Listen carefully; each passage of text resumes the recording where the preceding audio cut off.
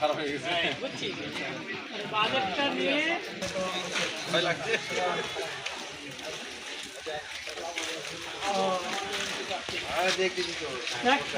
চেষ্টা করেন ইনশাআল্লাহ ঠিক আছে। দোয়া করবেন, সহযোগিতা ভোট